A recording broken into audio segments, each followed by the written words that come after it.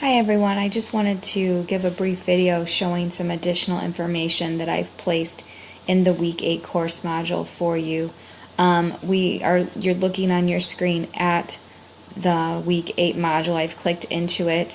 When you scroll down to the web resources link on this week's module and you click in there, I wanted to point out that I added this new link here.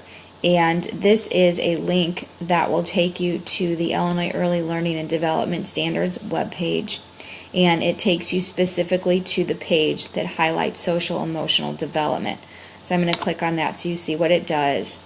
This website was recently redone, and they give just a wealth of information for educators on social emotional development, what it looks like, what it entails, the standards that we are looking at to have students accomplish in meeting this before they go on to kindergarten. Again, these standards are specifically for students that are ages 3 to 5. And I just wanted to show you some of the information that it has on this site in case you wanted to reference this. Again, there is just a wealth of information on this site, and so I don't expect for you to look at all of it because it is so vast and I don't want to overwhelm you. But again, for those of you that are going to be teaching or already in the classroom, this is something that will be a great resource for you.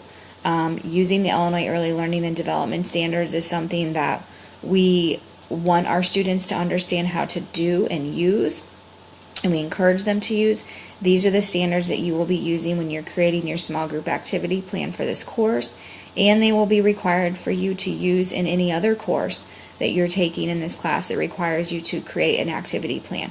So when you're doing that, sometimes you get stuck and you're not sure about how to meet a certain standard, what that looks like, or what type of an activity to provide to help assess that goal in a student. And so this website really does have a lot of great resources for you to understand what that looks like and how you can assess those standards in students. And so I've scrolled down to the very bottom where it lists the different benchmarks and goals for social emotional development, and there's 3 different goals that fall under social emotional development, and I'm just going to click into this one here.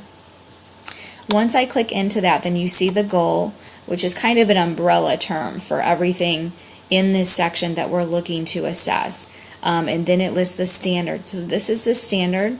It says identify and manage one's emotions and behavior. And then underneath that standard, it lists the different benchmarks that we are looking at to assess underneath this standard. So to be able to meet this standard fully, we want students to be able to do all of these things right here. And so what I wanted to point out that is really cool is when you click on these different benchmarks, it takes you to another web page, and this web page is solely devoted to helping teachers understand how to meet that one benchmark. So there are there's tip sheets which help you, which here, let me click in here so you can see what that looks like. So this tip sheet gives information on what that looks like and things that you could use in the classroom to help meet that goal. Oops, let me go back to that. Oops. There we go. Sorry about that.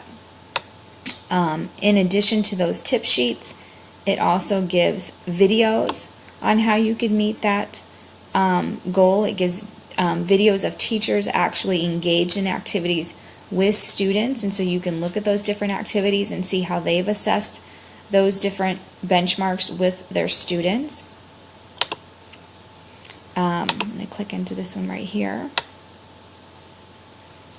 And then they also provide web articles. So again, if you're having a hard time understanding what that looks like or what students should be doing in a classroom to know if they've met that benchmark, then again, there is just a wealth of resources out there. And this is for every single benchmark.